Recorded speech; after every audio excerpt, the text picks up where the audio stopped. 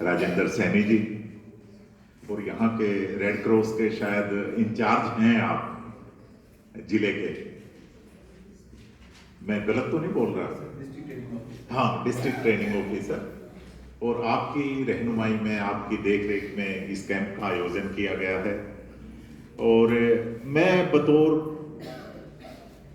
मुख्य अतिथि भी नहीं कहूँगा, कोई विशिष्ट अतिथि भी नहीं कहूँगा, एक आप लोगों का एक दोस्त, एक बड़ा भाई या पेरेंट्स, इस नाते मैं आप लोगों से मिलने आया हूं, आपसे बात करने आया हूं।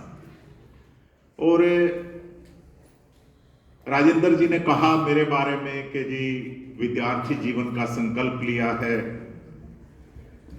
इनमें बहुत गुण हैं, बहुत अच्छे खिलाड़ी हैं, बहुत अच्छे कवि हैं। ये सारी बातें कोई मायने नहीं रखती। आप जो आपका ये जीवन है, जो आपका जो ये काल चला हुआ है, जो उम्र है आपकी, ये बहुत मायने रखती है। और मैं भी आप लोगों से बहुत कुछ सीखता हूं, लेकिन वो सीखा कब जाता है, वो ग्रहण कब किया जाता है। अभी पीछे हमारे यहां गीता जयंती मनाई गई, एक बहुत बड़े संत को सुन रहा था मैं, बहुत बड़े संत जिनका गीता के ऊपर इतना प्रभाव था, इतना ज्ञान था, शायद मैंने अपने जीवन में किसी संत में इतना ज्ञान नहीं देखा। उनकी एक बात मुझे बहुत अच्छी लगी और वो मैंने अपने दिमाग में उसको बिठा लिया। बच्चों, उतना ही आप लोग ग्रहण करें जितना आप लोग हजम कर पाए। जीवन में नोट करें, उतना ही ग्रहण करें, चाहे ज्ञान की बात हो, चाहे खान पान की बात हो, चाहे किसी भी विषय की बात हो, आप उतना ग्रहण करें जितना आप उसको पचा पाए, हजम कर पाए। अननेसेसरली बातों में उलझ के कोई फायदा नहीं। और हमारे हरियाणा के डीजीपी डॉक्टर आरसी मिश्रा हैं, उनका एक वक्तव्य है, कई मंचों पे इकट्ठे रहते हैं, बोलते हैं, अपने विचार साझा करते हैं। जो ये आपका जीवन है, जो ये आपकी उम्र है, जो ये बाल अवस्था है, इसमें आप लोग बहुत कुछ ग्रहण कर सकते हैं, लेकिन उसके लिए 3 चीजें अनिवार्य हैं। और वो 3 चीजें क्या हैं? 3 चीजें बहुत अनिवार्य हैं। वो 3 चीजें क्या हैं?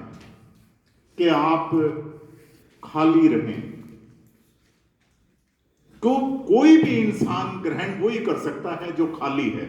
मैं कहूं मैं संपूर्ण हूं, मैं कुछ भी ग्रहण नहीं कर सकता। नंबर 1, आप खाली रहें। नंबर 2, आप खुले रहें। ओपननेस, कि आप इतने खुले हों, इतनी ओपननेस हो कि आप उस चीज को आसानी से ग्रहण कर सकें, समझ के, देख के, विवेक से। और नंबर 3, आप खिले रहें। फिर कभी आपके जीवन में तनाव नहीं आएगा, कभी आपके जीवन में परेशानी नहीं आएगी।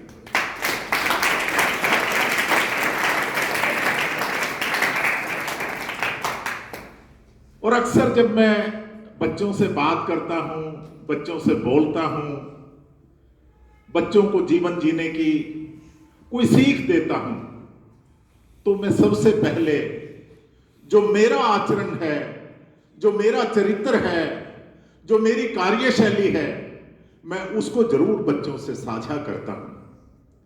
बच्चों, आप सब मध्यम श्रेणी के परिवारों से आते हैं। मैं भी बहुत मध्यम श्रेणी के परिवार से आता हूं।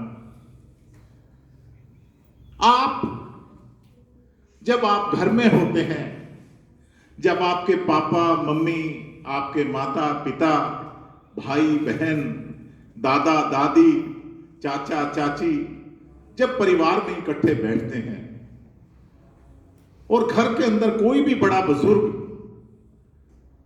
जब कोई हुक्का पीता है या कोई मद्यपान करके आता है, शराब पीकर आता है, क्या आपके अंदर इतनी ताकत है, इतनी कुव्वत है, इतनी शक्ति है कि आप अपने दादा को, अपने चाचा को, अपने पापा को रोक सकें कि पापा जी आप ये क्या कर रहे हैं? एक बीड़ी या सिगरेट एक मनुष्य की उम्र को 12 मिनट कम करती है, 12 मिनट। और एक तो एक्टिव स्मोकिंग होती है, एक पैसिव स्मोकिंग होती है। और वो जो घर के जितने भी प्राणी हैं और जितना जो बाल, जो हृदय है, बाल जो बच्चों के जो लंग्स हैं, वो बहुत ज्यादा सेंसिटिव होते हैं। वो जब घर के अंदर वो बीड़ी सिगरेट का धुआं फैलता है तो उससे आपके दादा, आपके पापा अफेक्टेड हों या कम हों, लेकिन आप दुगनी गति से, 3 गुनी गति से आप उससे प्रभावित होते हैं। आज ये संकल्प लेकर जाएंगे आप सब बच्चे यहां से, आप पापा से, दादा से, चाचा से, मां से, बड़े भाई से एक बात जरूर पूछेंगे जाकर कि पापा आप हमें प्यार करते हैं? तो आपके पापा नेचुरली, स्वाभाविक तौर पर जरूर कहेंगे कि हां बेटा मैं तेरे से बहुत प्यार करता हूं। तो आपको एक बात उनको कहनी है कि पापा नहीं, आप हमसे प्यार नहीं करते।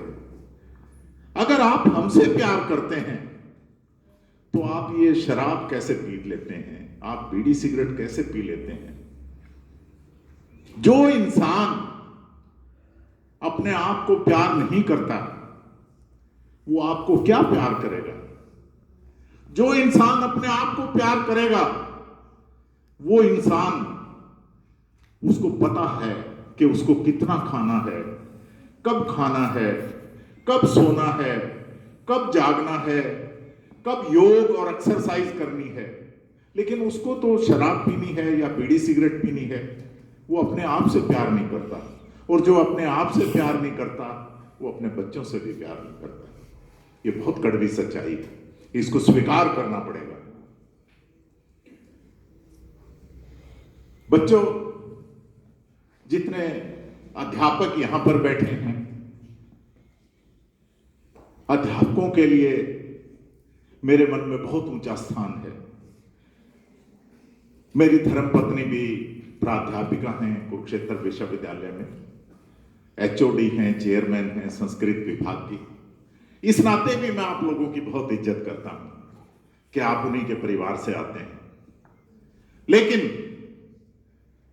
इन बच्चों के हृदय पे अगर आपने कोई छाप छोड़नी है, इनके हृदय में अपना मान सम्मान आपको बढ़ाना है, तो आपके जीवन में, आपके कार्यशैली में कभी भी आपकी कथनी और करनी में अंतर ना हो। बच्चे बहुत बहुत बारीकी से इस बात को ग्रहण करते हैं, नोट करते हैं और उसको अपने जीवन में उतारने का प्रयत्न करते हैं। पंजाब की एक घटना मुझे याद आती है। एक हमारे पुलिस डिपार्टमेंट से ही डीएसपी थे, वो फाइलों को शाम को घर लेकर आ जाते थे और जिन फाइलों में 500 के नोट, 2000 के नोट होते थे, उन फाइलों को वो पैसे निकाल के जेब में रखते और उन फाइलों को साइन करके साइड में रख देते थे। उनकी बेटी अपनी वार्षिक रिपोर्ट बुक लेके पापा के पास आई और उसमें उसके नंबर अच्छे नहीं थे बेटी के, तो पापा ने वो नोटबुक उठाकर और फेंक के मारी। बेटी जो रोज पापा की कार्यशैली को देखती थी, उसने जो अपनी पॉकेट मनी से पैसे बचा रखे थे वो अपनी वार्षिक रिपोर्ट बुक में लगाए और वो पापा के आगे रख दी। जब पापा ने उसको दोबारा से खोला तो उसमें पैसे थे। तो उस दिन से उस डीएसपी ने कसम उठाई थी कि आज के बाद मैं कभी भ्रष्टाचार नहीं करूंगा और करप्शन के पैसे नहीं लूंगा।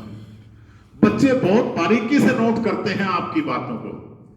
कोई ये कहे कि हम ये तो बच्चे हैं, इनको कुछ नहीं पता, तो इनको सब पता है। आप कोई भी जीवन में जिम्मेवारी लें, जैसे इन्होंने कहा, मैं जब डीएसपी सिलेक्ट हुआ, मेरी शैक्षणिक योग्यता सिर्फ बीए और एलएलबी थी। 15-16 साल पुरानी बात है। मैं और मेरी पत्नी बैठे शाम को चाय पी रहे थे, तो मेरी पत्नी ने मुझे उस दिन बहुत एक ताना मारा मुझे कि जी कमाल है, मैं बच्चों को एमफिल पीएचडी करवाती हूं और आपके पास 2 डिग्रियां हैं, और वो भी दोनों bachelor degree, BA bachelor of art और एलएलबी बैचलर ऑफ लॉ, एक मास्टर डिग्री भी आपके पास नहीं। उस दिन वो बहुत जोर से मुझे झटका लगा, और वो झटका ऐसा था कि मैंने उस दिन सौगंध खाई थी, उस दिन मैंने प्रण लिया था, उस दिन मैंने संकल्प किया था कि जब तक जीऊंगा विद्यार्थी जीवन जीऊंगा। और उसके बाद एलएलबी करने के 17 साल के बाद मैंने एलएलएम किया। एलएलएम बहुत टफ डिग्री है, एक लॉ की, कानून में मास्टर होना एक बहुत बहुत कठिन एक विषय है लॉ, और उसमें एक एक पेपर में 8-8, 10-10 किताबें, और उनके बहुत डीप जाना पड़ता है इसमें। मैंने फर्स्ट डिवीजन के साथ एलएलएम किया। एलएलएम करने के बाद मैंने यहां 1 साल के बाद एंट्रेंस होता है, तो मैं वो साल बचाने के लिए मैंने राजस्थान से डॉक्टरेट किया, और मैंने क्रिमिनल्स को अपना सब्जेक्ट रखा। Prison reforms in India, A detail study मेरा सब्जेक्ट, जिस पे मैंने अपना थीसिस दिया। मैंने पीएचडी करने के बाद फिर मैंने कुरुक्षेत्र से ही एमए इंग्लिश किया। एमए इंग्लिश के बाद मैंने एमए हिंदी किया। एमए हिंदी के बाद मैंने एमए ह्यूमन राइट किया। एमए ह्यूमन राइट के बाद मैंने एमए जर्नलिज्म मास कम्युनिकेशन किया। जर्नलिज्म मास कम्युनिकेशन के बाद मैंने फिर एमबीए में एडमिशन लिया। अब एमबीए सेकंड ईयर का विद्यार्थी हूं कुरुक्षेत्र यूनिवर्सिटी में। 4 किताबें मेरी क्राइम पे आ चुकी हैं, और कविताएं, गजलें लिखता हूं। लेकिन आप सारे जो भी यहां अध्यापक बैठे हैं, बच्चे बैठे हैं, मैं अक्सर कहा करता हूं कि 5 सी है ना, अल्फाबेट इंग्लिश वाला, 5 सी अपने दिमाग से कभी जाने मत देना। पहला सी है कमिटमेंट, कि आप कितने कमिटेड हैं अपना जो विषय को लेकर, अपने ध्येय को लेकर, अपने टारगेट को लेकर आप कितने कमिटेड हैं, कितने समर्पित हैं। ये पहला सी आपके जीवन में होना चाहिए, और इसमें कोई भी बनावटी बात ना हो कि आप अध्यापकों के आगे कुछ और कहें, पापा के आगे कुछ और कहें, अपने साथियों के साथ कुछ और तरह से संवाद करें, वार्तालाप करें। नहीं, बिल्कुल सच्चाई से कमिटेड हो, समर्पित हो, पूरी तरह से समर्पित हो। दूसरा सी है कॉन्फिडेंस। दूसरा सी है कॉन्फिडेंस। आपके अंदर इतना कॉन्फिडेंस हो कि मैं ये इसमें 100% सफलता प्राप्त करूंगा, तो फिर वो कोई भी ऐसी अड़चन आपके जीवन में नहीं आएगी कि आप उसको 99% सफल हो। आप 100 के 100% उसमें सफल होंगे। पहला सी था कमिटमेंट, दूसरा सी था कॉन्फिडेंस, तीसरा सी है कंट्रीब्यूशन। तीसरा सी क्या है? कंट्रीब्यूशन। तो आप अपने आप को विषय के प्रति, आपके ध्येय के प्रति, आपके टारगेट के प्रति आप कितना कंट्रीब्यूट करते हैं, कितना उसको समझ पाते हैं, कितना दे पाते हैं, कितना उसको सफलता की ओर ले जाते हैं, ये है कंट्रीब्यूशन। और चौथा सी है कैरेक्टर। चरित्र का बहुत बड़ा रोल है जीवन में। ये कोई कहे कि ये मेरे कहने से आ जाएगा या आपके सुनने से आपके अंदर आ जाएगा। चरित्र आपके अंदर, कैरेक्टर आपके अंदर तब आएगा जब आपके माता पिता के संस्कार, आपके परिवार की संस्कृति क्या है, ये चरित्र उससे आएगा। लेकिन कुछ हद तक आप अच्छी किताबें पढ़कर, अच्छे दोस्तों के संग साथ रहकर आप अपने चरित्र को निर्माण कर सकते हैं, उसको बना सकते हैं। और पांचवा सी है सेलिब्रिटी। फिर आप डॉक्टर राजेंद्र सैनी जी की तरह सेलिब्रिटी हैं। हर आदमी आपसे पूछेगा कि जी आप सेलिब्रिटी कैसे बने, आप यहां तक, इस मुकाम तक कैसे पहुंचे। अगर आपके जीवन में ये 4 सी हैं तो 5वां सी अपने आप आपके जीवन में आएगा। लेकिन इसके अलावा भी आप आज बच्चे हैं, आज आप विद्यार्थी हैं, आप इस राष्ट्र को, आज इस मेरे भारत को आप बहुत कुछ दे सकते हैं। और वो किस रूप में दे सकते हैं?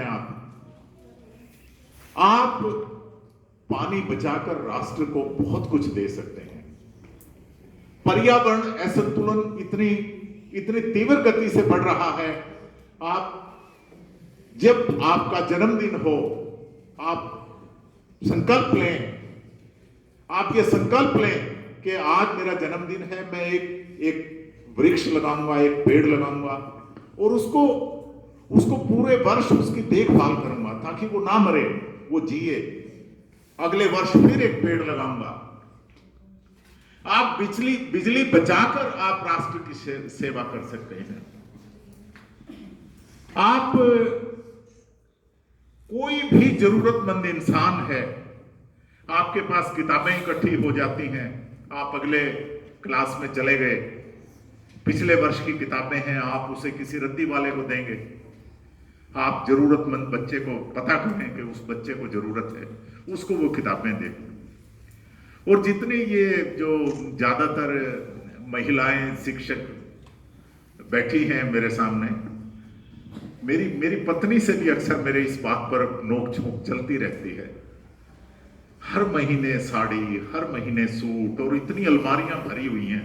मैं कह, इनका करते क्या हो आप? जरूरतमंद को दो, किसी गरीब की कन्या की शादी है उसमें दे दो ड्राई क्लीन करा के। आपने 1 बार डालनी है, 2 बार डालनी है, 3 बार डालनी है, उनके लिए तो वो बहुत बड़ा एक गिफ्ट होगा, बहुत बड़ा इनाम होगा।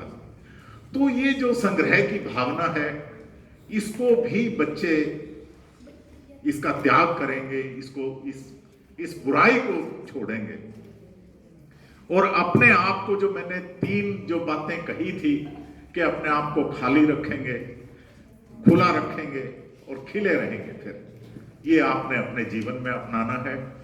और मुझे कवि की 1-2 लाइनें याद आती हैं कि ना मजहब लिखता हूं ना जात लिखता हूं, ना मजहब लिखता हूं ना जात लिखता हूं, जो दिल में आए वही बात लिखता हूं। मुझसे आज भी कोई उम्मीद मत रखना दोस्तों, मुझसे आज भी कोई उम्मीद मत रखना दोस्तों।